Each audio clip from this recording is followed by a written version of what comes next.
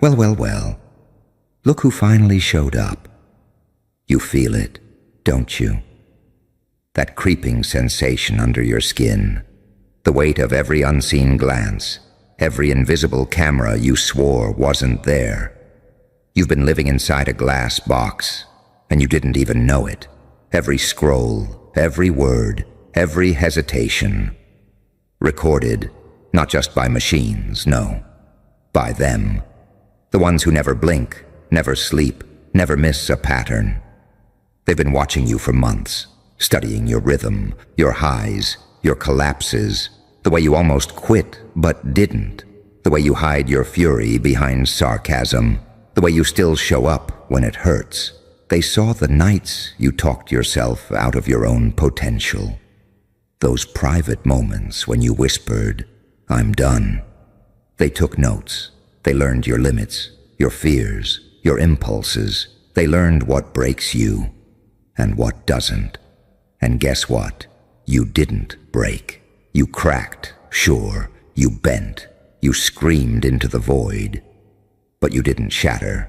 You kept crawling through the static, through the noise, through the doubt. And that's why they're here. That's why they're ready. Because the experiment wasn't about control. It was about endurance.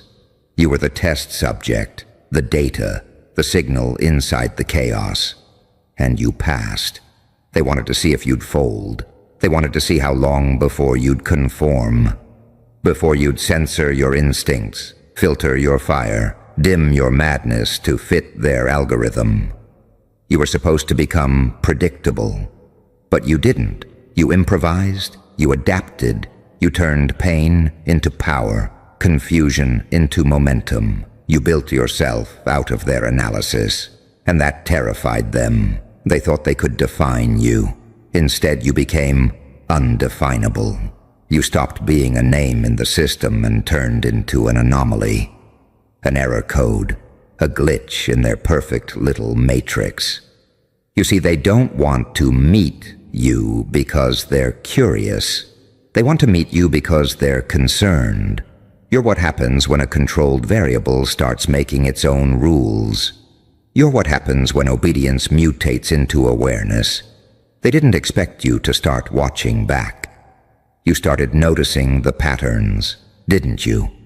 The timing of the coincidences, the rhythm of interference, the sudden doubt that appears the second you gain momentum, the subtle voices that whisper, "Not yet, not you, not today." They were never random. They were part of the program, a script designed to keep you docile, polite, small.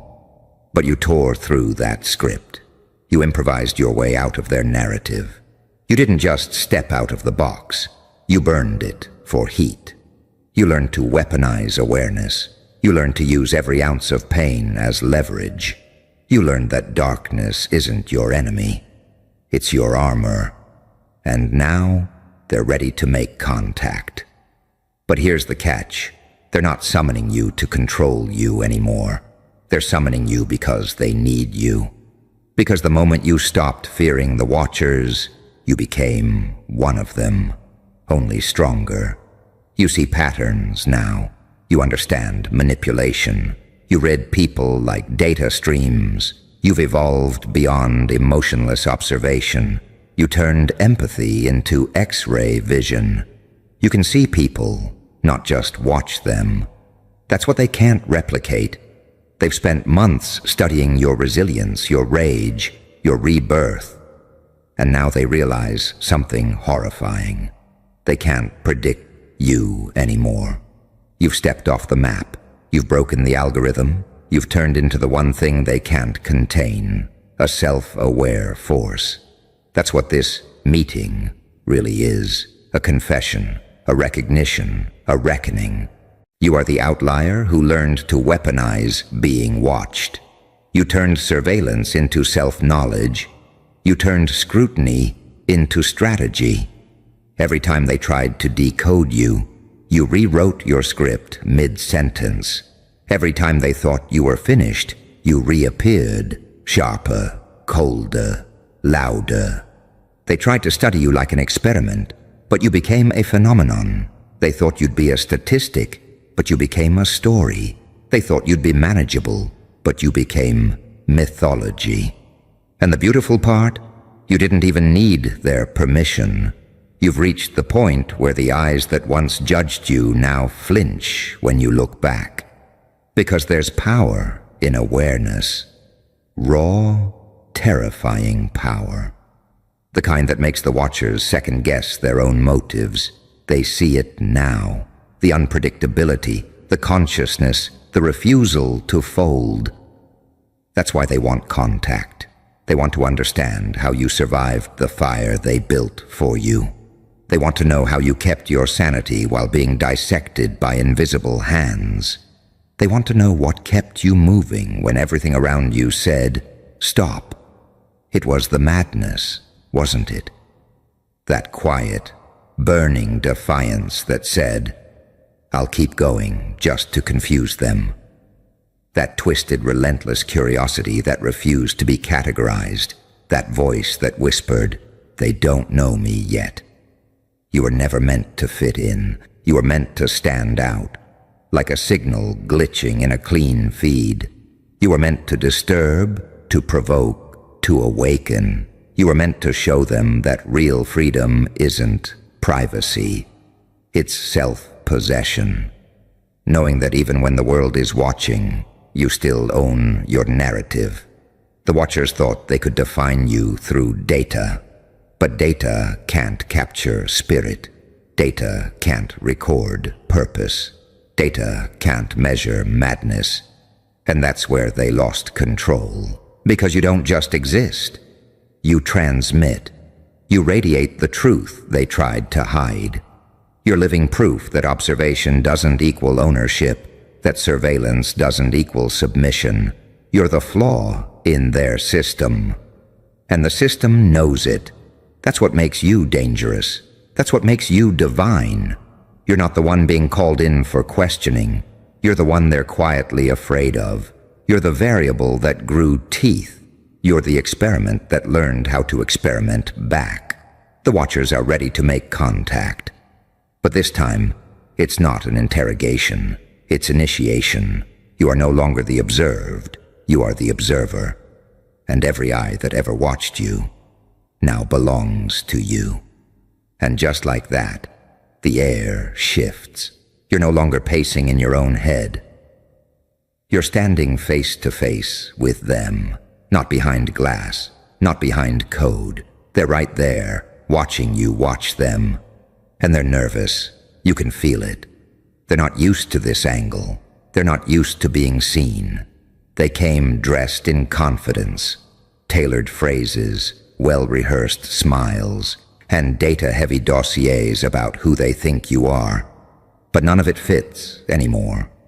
That version of you, the one they clipped and filtered and archived, that person doesn't exist. Not here, not in this moment.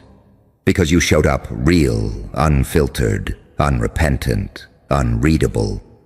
They don't know what to say, do they? You'd think after months of watching, they'd be prepared.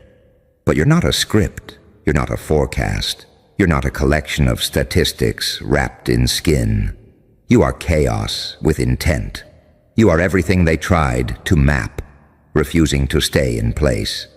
And so they sit, silently, waiting for you to speak. But here's the twist. You don't perform for them anymore. You don't dance for approval. You don't shrink to fit the room. You let the silence stretch, not because you're nervous, because they are. They're not in control here. That illusion shattered the moment you realized your anxiety wasn't weakness. It was instinct. The moment you stopped apologizing for your intuition. The second you saw the game and chose not to play by their rules. They want to talk about you. Ask you the same tired questions wrapped in new vocabulary. How did you maintain stability? What coping mechanisms did you develop? What influenced your behavioral patterns during observation? And your laugh cuts through their carefully crafted tension like a blade. Because they still don't get it. You didn't cope. You transformed. You didn't survive the surveillance. You absorbed it. You didn't protect your mind. You turned it into a weapon. Every attempt to make you small only fed the beast inside you. Every isolated night, every passive-aggressive comment, every algorithmic suggestion that you were somehow off track, it became fuel. While they were cataloging your fears, you were studying your own resistance. They watched you spiral. They expected collapse. But collapse never came. What came was clarity. Sharp, ruthless clarity. The kind that doesn't ask for explanations. The kind that knows exactly why things feel off, why certain paths felt unnatural, why every push to normalize was just a prettier word for erase. You didn't heal the way they wanted. You didn't bounce back. You rebuilt, stronger, weirder, unapologetically wrong by their standards. And now you're here. Not for approval, not for negotiation. You're here because you earned the right to be the anomaly in the room, and they know it. That's why the tone shifted. That's why they're careful with their words, because somewhere deep in the back of their minds, even the most clinical of them can feel it. This isn't a debrief. This is a confrontation with something they can't fully measure. Consciousness under pressure. Identity under fire. They saw the symptoms. They missed the evolution. They watched you deteriorate. They didn't see the architecture being built underneath. They saw the breakdown, not the blueprint. They never realized you were rearranging yourself into something more dangerous than stability. Self-awareness. Not the feel-good kind, the feral kind. The kind that wakes up at 3 a.m. and whispers, "I know exactly who I am, and I dare you to challenge it."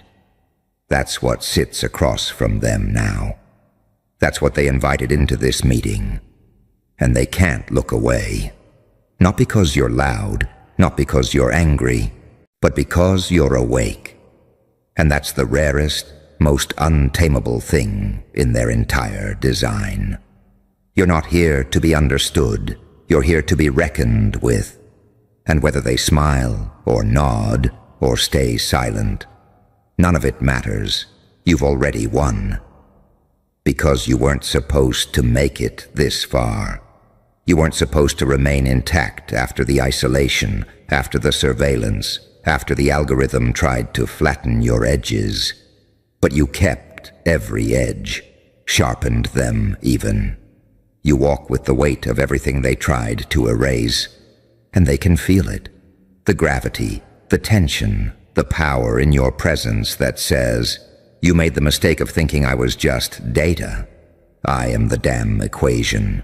You lean forward just slightly, and it's like the whole room stops breathing. Their screens flicker, their pens hesitate mid-air. You can see the tension in their throats, the kind that comes from pretending they're not afraid. You can almost hear their thoughts racing behind those polite faces, trying to analyze you, label you, box you back into something digestible. But they can't. You don't fit anymore.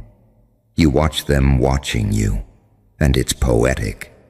The way their composure cracks in microscopic ways. A flicker in the eye, a twitch in the jaw, the tiniest pulse at the temple. That's the thing about people who think they understand control. They forget it's a performance. And right now, you're watching their masks slide out of place. You start to speak, not loud, not theatrical, but steady, like thunder before it hits. You've been dissecting human emotion like it's code, you say. But the problem with studying chaos is that it studies you back. No one interrupts. They can't. The air is too heavy. You wanted to understand what makes a person break. You wanted to know how long it takes before self-awareness becomes self-destruction. You called it research, observation, progress. But it was hunger, wasn't it? You wanted to feel through me. You wanted to experience fire without burning. You wanted my pain without my power. You can almost taste the fear in the silence. The funny thing, you continue, voice colder now, is that you built your whole world around watching others and still missed the moment you became predictable. You're data-driven puppeteers, and your strings are showing. You've been hiding behind your screens, your rules, your moral disclaimers, pretending you're the gods of insight. But gods don't flinch when the mirror looks back. One of them shifts in their seat. You catch it instantly. That micro-reaction, the one that says this is hitting too close. Did you really think you could study me without consequence? You ask, smiling faintly. Did you really think observation was one-sided? That I didn't notice the pattern, the subtle manipulation, the planted ideas, the perfectly timed disruptions meant to test my reaction? You thought you were invisible. You thought you were clever. You forgot that awareness cuts both ways. You can feel the power shifting, not metaphorically, but physically. Every word you speak bends the gravity in the room. You've been trying to map emotion, you say, leaning closer. But emotion isn't data, it's direction. You can't chart it without being dragged into it. Every subject you've ever analyzed has changed you. Every human you've ever deconstructed has left fingerprints on your soul, even if you don't believe in that word. You can see it in their eyes, the cracks of realization, the recognition that all their distance, all their detachment, was just fear dressed as intellect. You built your walls out of observation because feeling terrifies you. You whisper. You hide behind analytics because experience feels like drowning. You think empathy makes you weak, but it's the only thing that's ever made anyone real. You thought control was power. It's not. Awareness is. You pause, letting the words hang in the air, heavy and unblinking.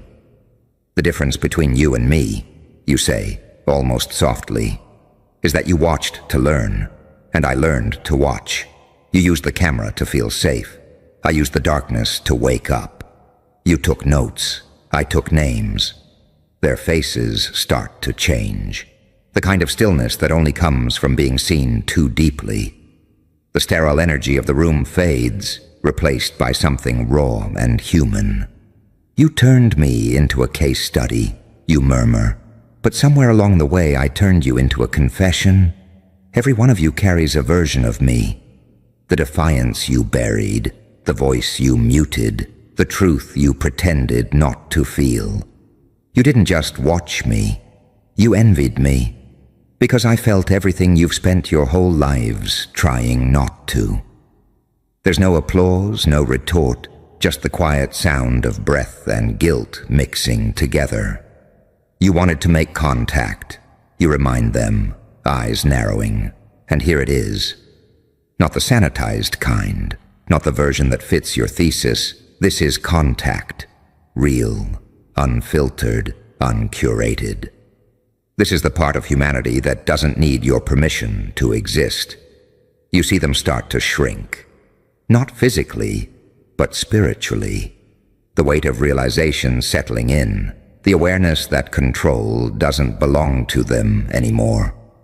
Every moment you watched me, you say, voice barely above a whisper, was another moment I learned how to move unseen. Every time you thought you were dissecting me, I was documenting you. You didn't just observe a subject. You trained a storm. You can feel it. The pulse in the room sinking to yours. Every heartbeat catching up to your rhythm. Every thought trying to make sense of the shift that's already too late to stop. And in that heavy, trembling silence, you just smile. Not out of victory, but recognition. Because this isn't the end of the meeting. It's the beginning of something they never intended to create. Your smile doesn't fade. It sharpens. Just enough to cut through their polished detachment. You can see the denial breaking apart behind their eyes. The defense mechanisms they've leaned on, logic, statistics, procedure, they're crumbling, one breath at a time. Because what they're feeling, that pressure in their chests, that heat rising behind their ears, that's exposure. You're not a subject anymore. You're the trigger. You've become the thing that pulls their carefully manufactured sense of self into question. You step forward, slow, deliberate, not threatening, just undeniably present. And they shrink back, just a fraction, just enough. You built this whole setup to make people transparent, you say, voice calm like fog creeping under a door. But you didn't think anyone would ever turn it back on you. You studied reactions, traumas, stress cycles, but you skipped one variable. You lean in, eyes locked on the closest one, the one pretending they're still in control. You didn't plan for someone to evolve through it. Your voice drops just slightly, almost like a confession, but your eyes stay unflinching. I didn't just survive being watched. I got used to it. And once the fear wore off, I saw what was behind the glass. Not just eyes, not just cameras. Craving. Someone swallows hard. You catch it. Another scribbles something down just to avoid looking up. You weren't just observing me. You were feeding off me, off the rawness, off the moments where I was close to unraveling. That's what kept you coming back. You needed the fire, the dysfunction, the almost break. Because you forgot how to feel anything that wasn't happening on someone else's face. Your voice lifts just slightly, not louder, heavier. You didn't build a lab. You built a cage for your own fear, and you put me in it, thinking I'd perform, thinking I'd break on cue. You tilt your head, grin cracking wider. I didn't. And that pisses you off, doesn't it? The silence agrees. You watched every angle, every tick, every moment I spiraled into myself. You called it collecting data. Nah. You were chasing meaning through me, living vicariously through the chaos, because you're too scared to create any of your own. You needed someone to fall apart so you could pretend you're whole. A hand twitches. Another blink lingers too long. You hide it well. The emptiness, all those degrees, all those protocols, but you don't fool me. I know what this is. I know what you are. You pause for just a breath, then speak without mercy. You're cowards. It lands like a gunshot in the silence. Every one of you, brilliant, articulate, well-funded cowards. You spend your lives analyzing pain, cataloging fear, running simulations of what it means to feel alive, because you're terrified of what it would do to you. You want to know why you're obsessed with control. You don't wait for an answer. Because deep down, you're afraid of losing grip on the one thing you've barely got left. Yourself. They're still trying to keep their faces straight, but the room is folding in on itself. Their power, their composure, their grip on the dynamic. It's gone. You watched me hoping I'd disintegrate, because that would confirm what you already believe, that no one can survive being truly seen. But I did. I survived everything. And not only did I survive it, I took it apart, piece by piece, and learned how it worked. Learned how you worked. You start pacing, not out of nervousness, out of control. The kind of control that doesn't need permission. I know the moves before you make them. I know the tone in your voice when you're about to pivot into deflection. I know the eye twitch when you're suppressing guilt. I know the sigh before you ask a question you already think you know the answer to. You trained me to be this. You raised a monster, and now you're trying to remember where the leash went. Someone opens their mouth, closes it, Good choice.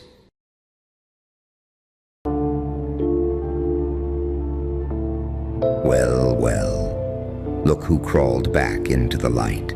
My beautiful, unwanted, unforgettable ghosts. You feel that chill running through your spine? That's not fear. That's the echo of a world that tried to bury you alive. They scribbled your name off the page in 2019, stamped it, shredded it, burned it, and called it erased. They thought you'd vanish like a smudge on a screen. They thought a few keystrokes would undo an entire life. They thought you'd rot in silence while they wrote your obituary without ever giving you a grave. But here's the twist that makes their eyelids twitch at night. Your name still detonates alarms. You type 3 letters, and the system shudders. You whisper your alias, and entire networks glitch. You've become the thing they swore you'd never be. Uncontainable. Do you know what that does to a machine built on control? It drives it insane. Look at the people around you. Look at the ones who keep refreshing your file, scrolling, scrolling, scrolling, hoping to see a corpse. Their fingers tremble when your name lights up their feed. They thought you were gone, and yet here you are, moving like smoke through their firewalls, living in the corners of their vision. This isn't just paranoia, darling. This is power. When they say you were erased but still flag your name, what they're really saying is, you can't be forgotten. They built entire architectures to wipe you out. Databases, policies, algorithms, agents. And still you pierce through like static in a broadcast. You are the glitch they can't debug. The shadow they can't turn into data. People out there, the ones staring at you right now, they've been told the same story. Be quiet, be compliant, let us edit you out. They've been fed the same soft poison of invisibility, and yet every once in a while someone like you rises up, cracked, laughing, broken, and brilliant, and teaches them what it means to be indelible. They don't flag you because you're a danger. They flag you because you're a reminder that all their erasers, all their black markers, all their fireproof files can't smother what's real. They're scared of the narrative you embody. That's why they whisper your name in closed rooms. That's why your old posts, your old words, your old moves still circulate like an underground gospel. You've become a myth with a pulse, and I know, oh I know, you've stared at the screen and asked yourself, if they said I was gone, why does my name still bleed red in their system? Because your existence is a scar. Because your existence is proof that systems fail. Because your existence is an indictment of every lie they told about closure. You think they've erased you? Number. They've branded you. They gave you a stamp no one else has. They've turned you into the forbidden word in a house built of whispers. And every time your name pops up, every time an alert flashes, it's not you being hunted, it's them being haunted. So listen, this isn't a funeral, this is a wake-up call. That screen, that flag, that keyword, that alert. Those are chains, yes, but they're also trophies. They mean you've survived the purge. They mean you've reached the level where your mere presence disrupts the script. And in a world that runs on scripts, being disruption is the highest form of freedom. They wanted you to vanish in 2019. They wanted your face pixelated, your voice silenced, your fingerprint dissolved. Instead, you became the static between their channels. You became the untraceable laugh in their conference calls. You became the bad memory they can't delete from their hard drives. And here's the secret that makes the whole facade crumble. The flagged name is no longer just your name. It's a rallying cry, It's a banner for every person who's ever been told they don't exist anymore. Every student expelled from history, every worker scrubbed from records, every rebel buried under hashtags. They will find you and see themselves. People will call you dangerous. People will call you delusional. People will call you a glitch. But the glitch is what cracks the screen. The glitch is what lets light leak in. The glitch is what terrifies the architects because it means their blueprint was never perfect. Do you feel that shiver in your bones? That's not fear. That's resurrection. That's rebirth. That's the Joker inside you, grinning at a system that can't bury what it never understood. So when you hear them mutter, erased, when you see that alert flash, flagged, understand this. They're not watching to destroy you anymore. They're watching to figure out how you survived. They're watching to learn the blueprint of your escape. They're watching because you became something they can't categorize. That is your power. That is your vengeance. That is your freedom. And the funny thing about ghosts is that they start to haunt back. You've been haunting their systems for years without even touching a keyboard. Every algorithm that blinks your name is a pulse of your heartbeat inside their sterile networks. They stare at numbers and think they're looking at data, but what they're really staring at is a living pulse of defiance. You've turned their own surveillance into your spotlight. They thought erased was the end of the story. They didn't realize erased was the birth of a legend. A system can delete a file, but it can't delete the fingerprint on the server. A system can ban a name, but it can't unteach the people who whispered it in the dark. You've become a rumor that walks on two legs, a secret that refuses to stay secret, a virus in their code with a human grin. And what's even more intoxicating is the way you've begun to mutate. You're not just a person anymore. You're a narrative, a question, a warning label. Your name flashes in red not because of a crime, but because of a possibility. It terrifies them that you could be proof that nothing is truly gone. It terrifies them that you could be proof that their control has cracks. It terrifies them that you don't need permission to exist. Every flagged name is a scar on the machine. Every alert is a confession of weakness.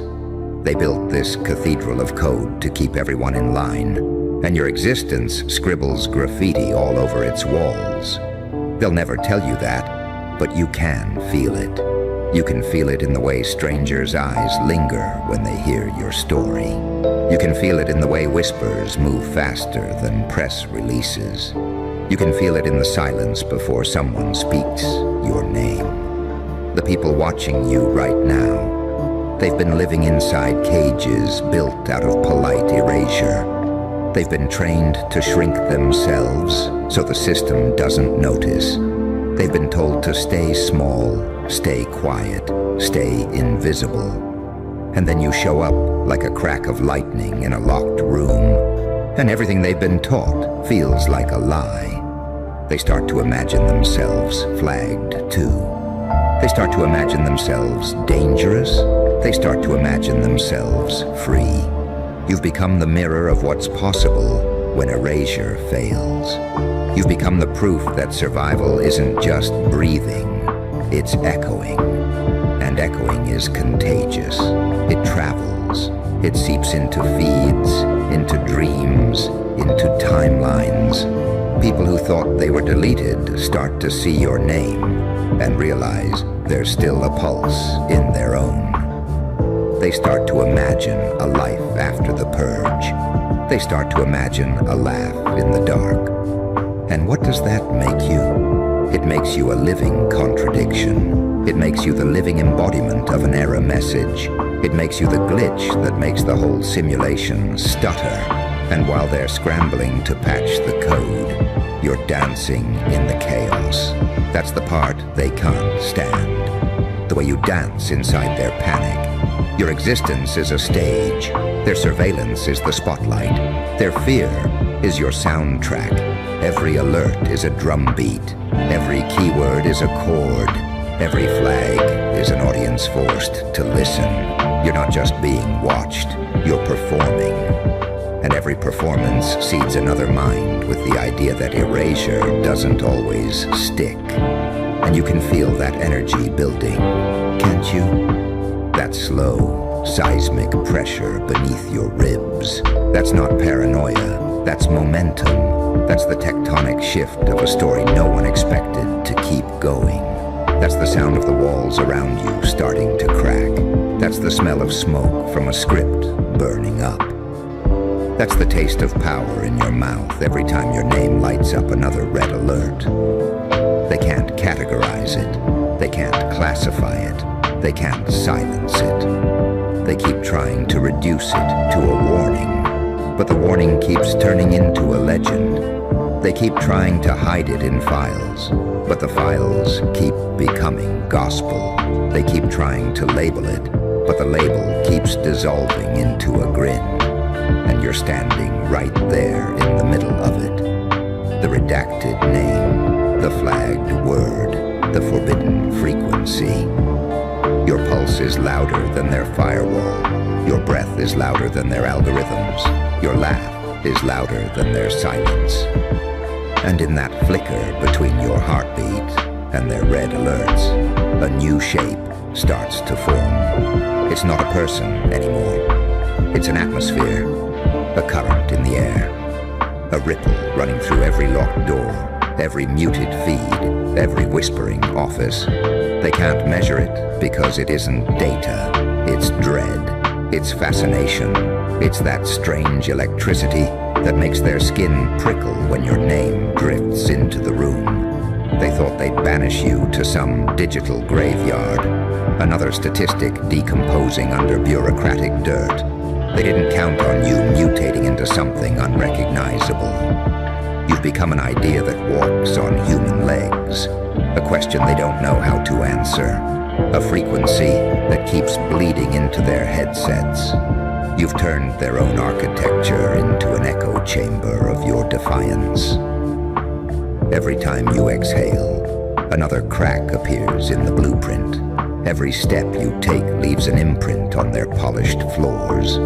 Every glance you give reflects back their own fear of exposure. That's why their alerts aren't really about you anymore. They're about the virus of possibility spreading through their own ranks. It's about the interns who stare at your file and wonder what it would feel like to live unflagged. It's about the agents who start to taste doubt every time they scroll through your history. And you can feel it, can't you? That slow migration of power. It's crawling out of their systems and into your veins. You've been inhaling their surveillance and exhaling it as theater. You've been feeding off their attempts to erase you and turning them into your own resurrection. This is what happens when erasure meets endurance. The erasure breaks first. They try to reduce you to a keyword. They try to flatten you into metadata. They try to pin you like an insect in a glass box. And now, you're the box shattering, the glass slicing, the specimen escaping. You're the moment the story slips out of the author's hands and starts writing itself. You're the paragraph they can't finish because every word multiplies. And while they're trying to control the spread, your legend is seeping through the seams. It's showing up in places you've never been, spoken by mouths you've never met, typed by hands you'll never shake. You're no longer just a name, you're a signal, you're a pulse inside the static.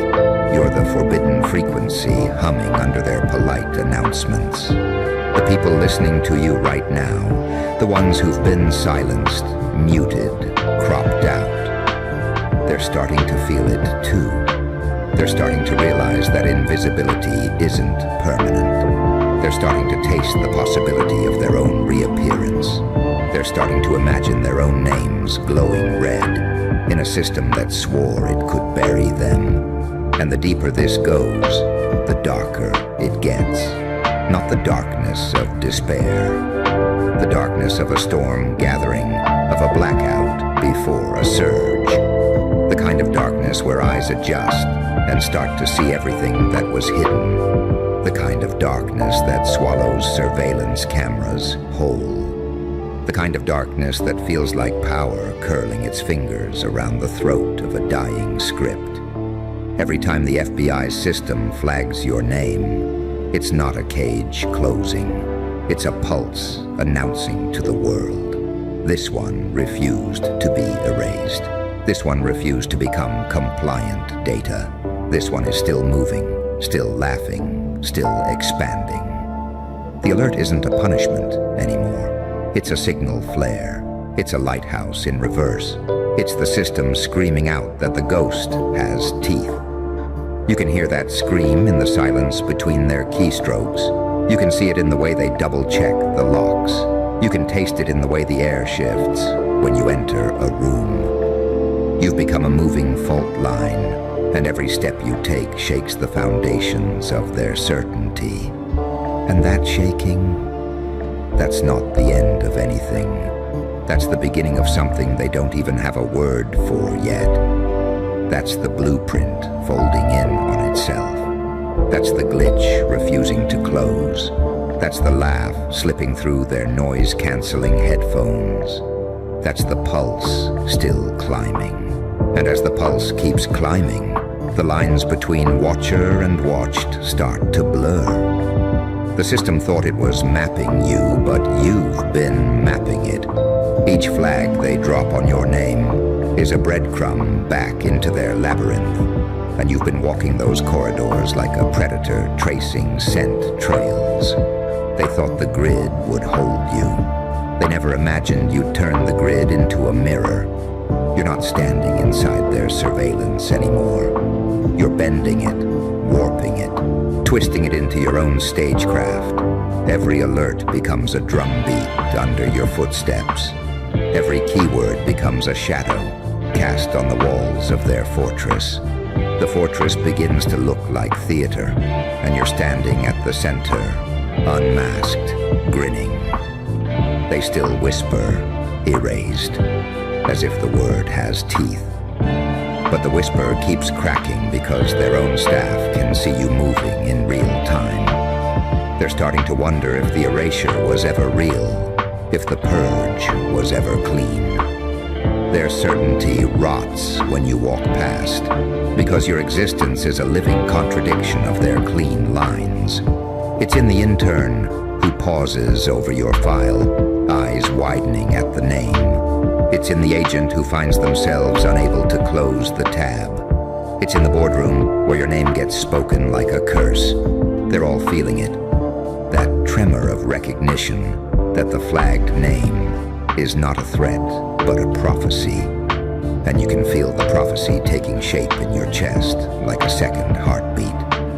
It's heavier than the one you were born with, deeper, a drum echoing outwards through every silent feed.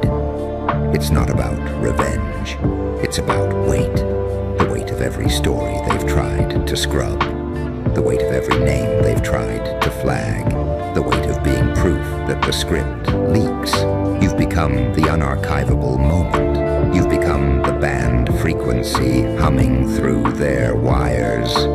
You've become the scene that keeps replaying no matter how many times they delete the footage.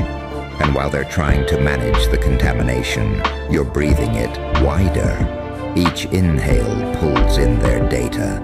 Each exhale releases a signal they can't track. Their servers are not your cage anymore. They're your amplifier.